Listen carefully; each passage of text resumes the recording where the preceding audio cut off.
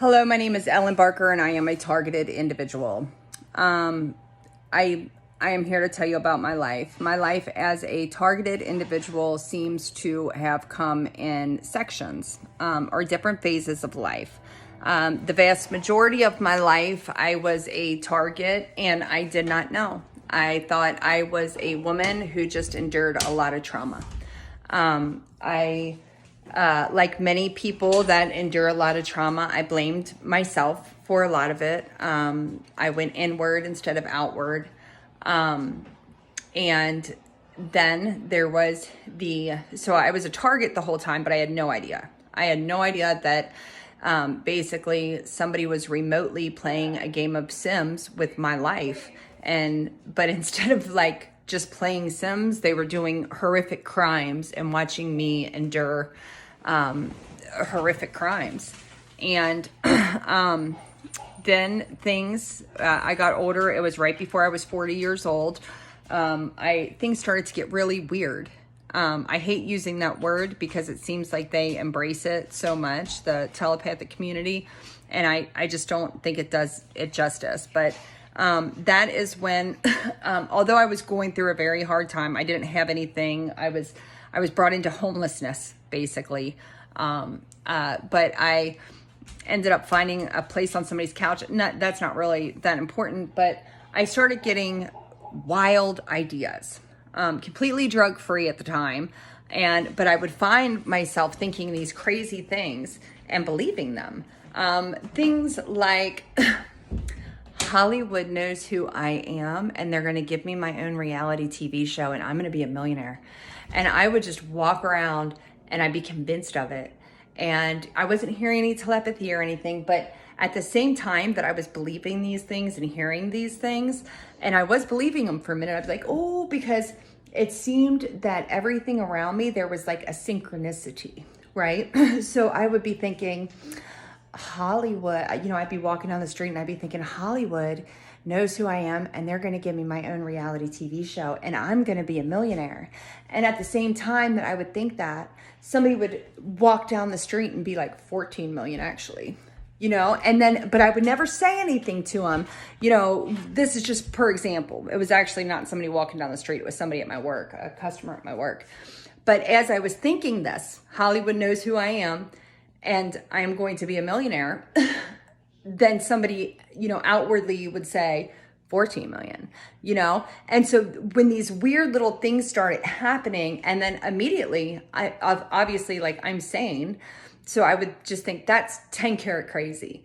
And that's just a coincidence. But these things would happen so often that at the same time I believed it, but I knew it was crazy. So I would kind of brush it off. Other weird things started happening. I started having different hallucinations and different things like that when I would go to bed. Things that it would be hallucinations that would tell me that my partner that I was in love with, like, loved me back and I was going to be his wife and somebody finally loved me and somebody cared for me. And these were the ideas, although there was no telepathy. They were using mind control and thoughts transference to put this stuff in my head.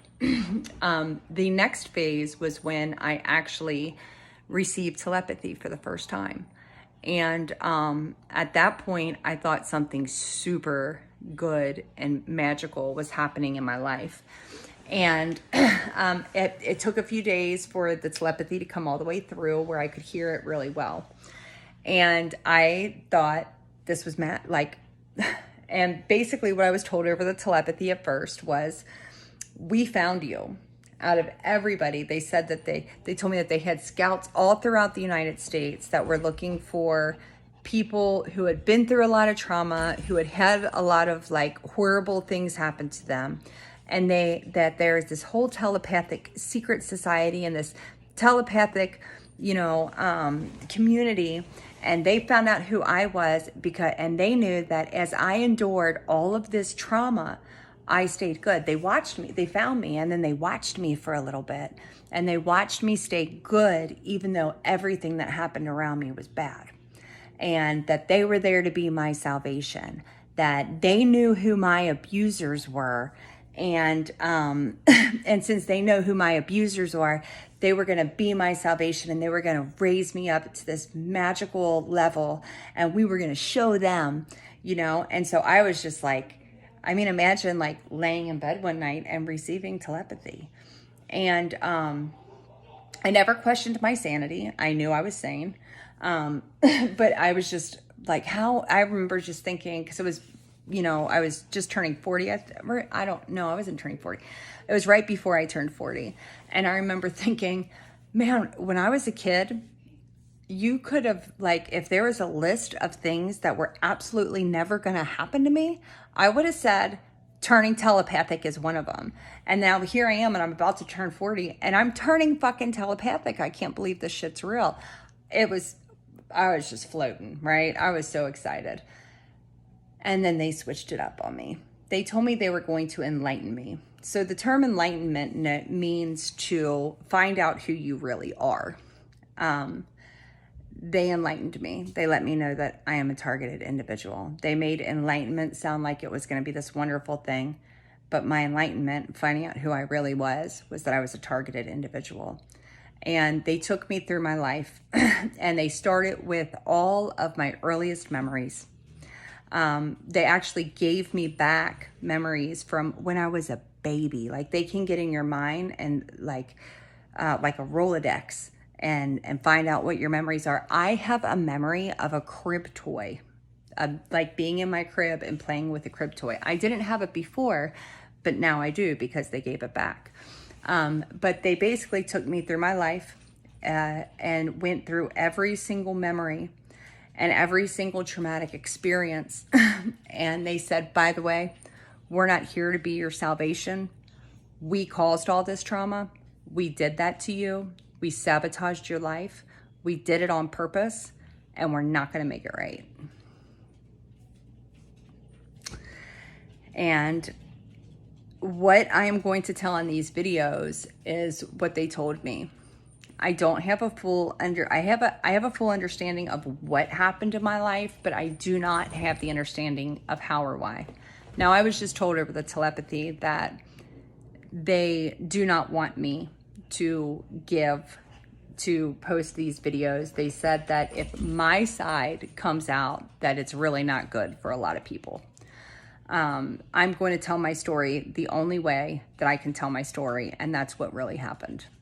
And I am, you decide if the character of Ellen Barker, I am in character, watch my disclaimer, I'm in character, my name is Ellen Barker.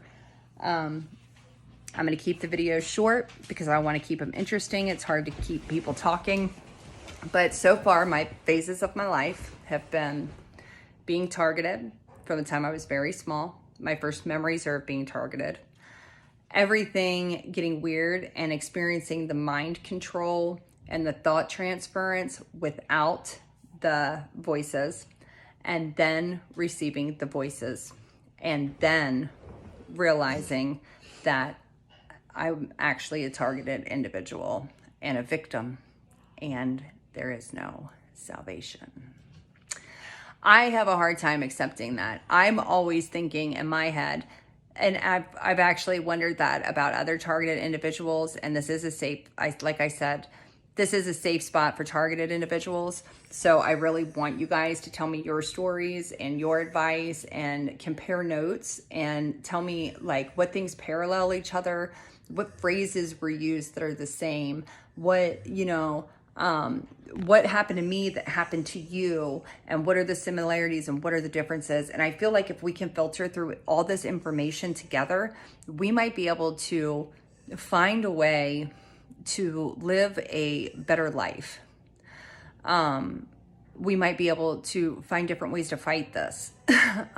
So that's what I'm hoping. Now, for me, I have noticed online, like when I do my research, Quora app, the Quora app is a wonderful app to go to. It has a lot of different information. But one thing that I've noticed that a lot of the targeted individuals seem to have been able to accept that there's not an end to this. For me, as I'm doing it, I am constantly when you all are done with me, when you all are done with me, when you finally set me free, I'm going to come back and I'm going to, you know, do this, and this.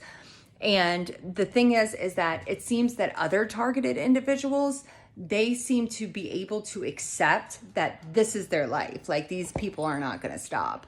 I want to know how you can accept that, because that's not something that I can accept. I literally cannot wrap my head around that for the rest of my life, these people are going to be following me, sabotaging everything that I do, that I am in a rat race, that my life is not even a human life, it's a game.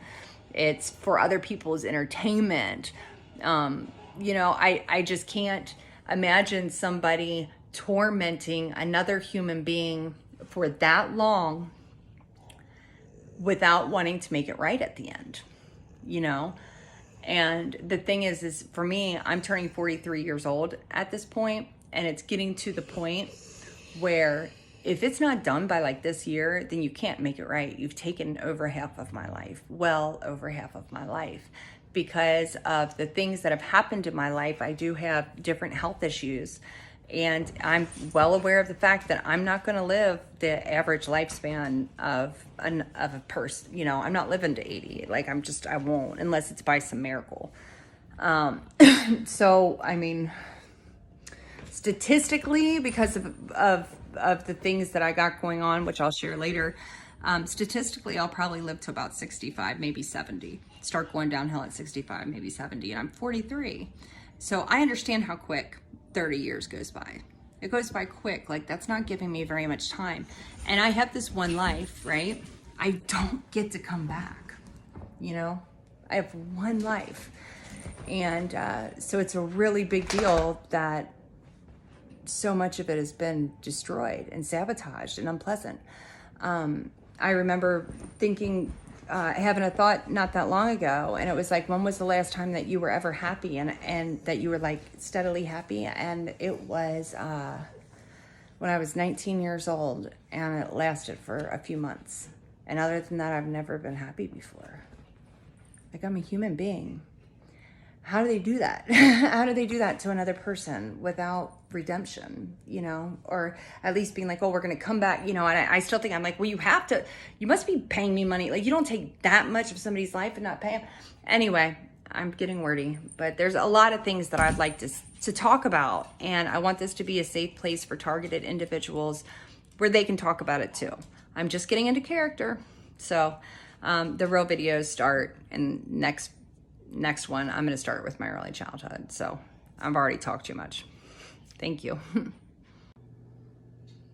Good morning, targeted individuals. This is about the 7th or 8th time that I have made this video. This is very, very important to me. This is what I want to know from you. Please drop in the comments below. Would you please tell me your first memories of life, your first memories of targeting, and tell me if they intersect, like if they are related to each other. So, and then here's the other thing I have to say. I have noticed this has been the 7th time that I've made the video. I mean, I don't know exactly, but I've made it a lot. And every time I go back to watch it, it's like I can watch it at first, and then at a certain point, there's something about my energy that makes the viewer, even if it's me, become disengaged. And to me, this made me realize something. Do you know how many times I have gone to watch targeted individuals' videos, and I watch them in the beginning, and towards the before I get very far into it, I just become disengaged and I swipe up or whatever.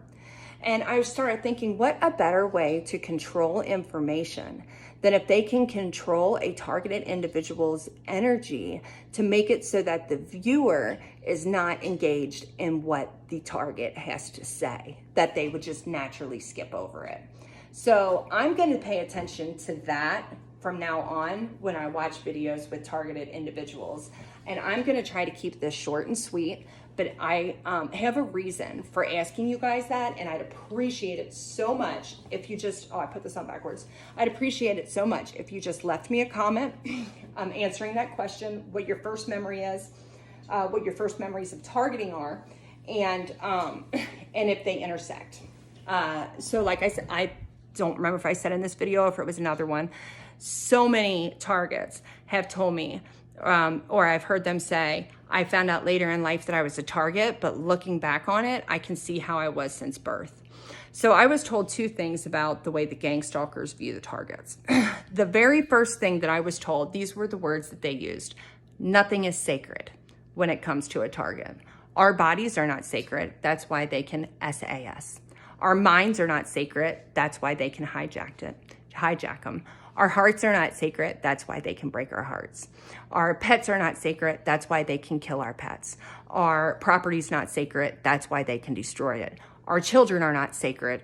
That's why they can remove them. So when a gang stalker looks, I was told that when a gang stalker looks at a target, they have to condition their minds to think nothing with that target is sacred. And if the target starts to think that something is sacred, that is the element of their life that needs to be attacked, right? So we're going to start with that. The second thing that I was told about the gang stalkers is that, at least for my life personally, and so I'm assuming other targets' life, that my book of life, they call it my book of life. They say, so it's been wrote, like my story was wrote before, like from the time I was very young. This was all planned out. They plan out my life, years in advance before anything even happens. They already know what they're going to do.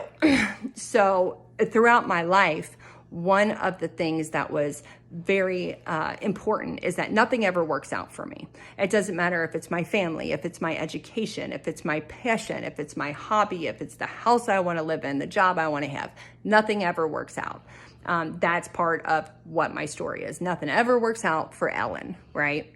So the reason that I say this, so some of my first memories are about those two things, about my not being, things not being sacred, and about nothing working out. So I'm going to take you back to kindergarten, right? In kindergarten, I'm in afternoon kindergarten. I'm a Gen X, so I used to get my ass whooped, and big time, right? So I would get my ass whooped, I'd get in trouble, and my mom she blew a head gasket, right? Almost every memory of my mom, she was screaming. I don't even have very many memories of her talking at a normal tone. She was just always screaming. And then we got our ass whooped. I'm in afternoon kindergarten. Every day before kindergarten, I would get in trouble because I would lose my shoes. So one day, I come home from afternoon kindergarten. There's this closet that's kind of, by the house or whatever. And I decided that I am not going to get in trouble the next day. I'm going to take off my school shoes and I'm going to responsibly place them in one spot inside of this closet. Then the next day, when it was time for me to go to kindergarten, I would know where my shoes are. My mom would be proud of me and I wouldn't get in any trouble. So I'm excited for this, right? Next day comes, it's time to go for afternoon kindergarten. My mom's like, all right, now you're going to have to go find your shoes. And I said, no, Mom. I put them in one spot to keep track of them so that you wouldn't be upset with me and that I would know where my shoes are. Come with me. I'm going to show you. I put them in a specific closet and that way you're going to be proud of me, right? We go to this specific closet. I go to open up the door or my spot or whatever, and I look and there's only one shoe there. And of course, I get in trouble and I am literally I'm bawling my eyes out. I'm crying. I'm like, no, I'm telling you, I planned this out to make you proud of me. I'm telling you.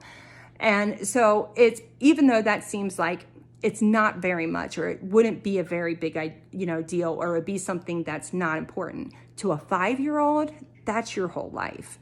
And the whole point of it, looking back and, confirmed through V2K, is that from that young of an age, it was very important that nothing worked out for me. So if I made a plan that I would know where my shoes are, I would make my mom proud, it had to be sabotaged.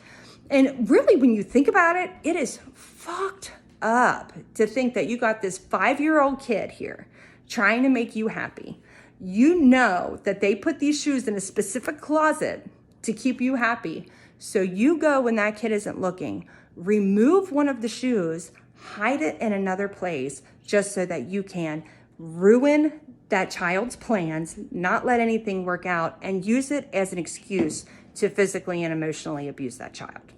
And then it was actually used as humiliation too, because when I couldn't find the shoes, she actually some other kids in the neighborhood, she had come to our door or something like that. And she opens the door. They said, can Ellen come out and play?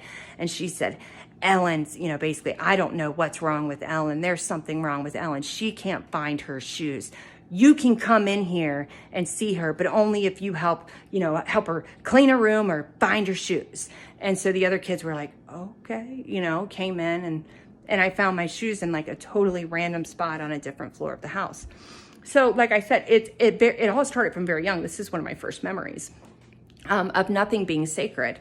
My other two first memories are of me being undressed and my body being exposed. The first time we were at a toll booth. So you had to pay to use the road. We have a 5-person car, 5 people in a 5-person car were cramped. And then, and they were at, like, it was a parking lot going up to the toll. There was a line going up to the toll. You had to pay to use the road. And it was very cramped up. And somebody had used thought transference. They thought for me. I'm in the back seat. I'm thinking baby stuff. And then all of a sudden, it was like this thought came through. And I was like, I'm going to take off all my clothes and I'm going to put my naked body in the window. No reason to think that, right? They literally thought it for me. So the other people in the car didn't notice. I don't know how you don't notice this, especially since it was just a 5-seater car. I managed to take off every bit of my clothes and I climb up into the window to put my naked body in the window. And then of course, at that point, after I exposed myself, Mom turns around and she's like, what the hell are you doing? What is wrong with you? There was a blanket in the car.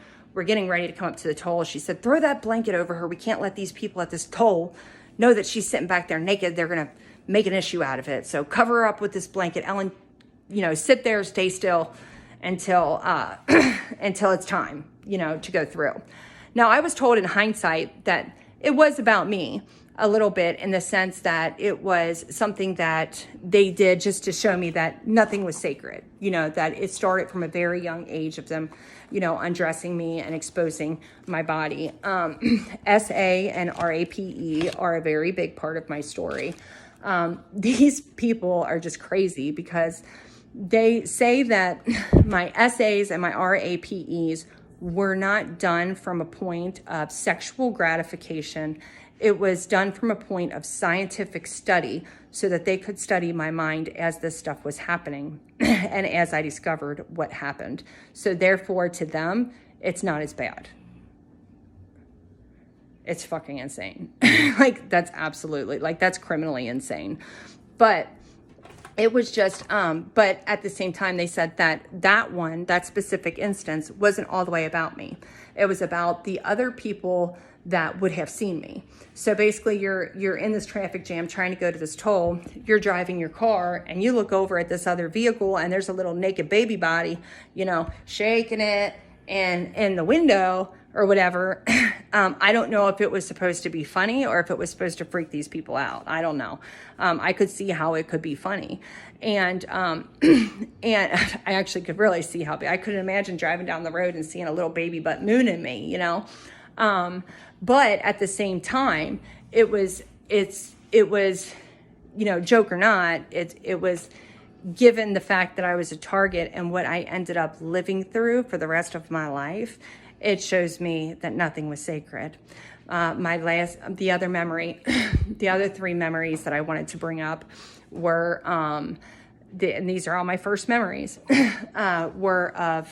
one was of a thought transference of knowing the answer to a question that I was going to ask my mom before I asked it. The answer every day was no. On the specific day, I knew it was yes. And it came through, telepathically at a very young age, kind of sitting there.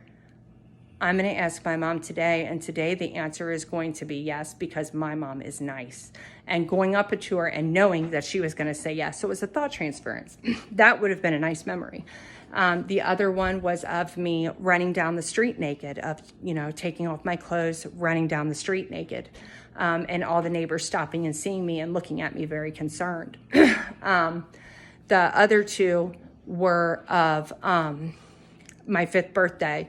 There was 2 twin-size beds in my room. Gen X got my ass whooped. And I remember jumping over the beds trying to get away from my mom until she finally cornered me in the closet. And she was, I can't even describe it other than that she blew head gaskets. But she was looking down at me and she said, Ellen, today you are 5 years old. 5-year-olds can keep their room clean, but you can't keep your room clean. What the hell is wrong with you? You're 5 years old now. So looking back, and at that time, you know, I'm 5 years old. I believe that, you know, everybody else can keep their room clean, but I can't. What is wrong with me? And then the last one was of me trying to cut my own hair. Mom catching me with that. What the hell is wrong with you? Why would you try, you know, just big trouble because I cut my own hair. So it's just interesting to me that it was very, very intentional, that even though these memories to your average person wouldn't be a big, huge thing, right? It wouldn't be a big deal. But to me, I can see looking back how they are relevant and how they set the course for the rest of my life. I'm wondering if any other targeted individuals have experiences like that, what their first memories were, what their first memories of targeting were, and if their first memories basically play into or leave hints basically to what is about to happen in their life. All right. Thank you very much.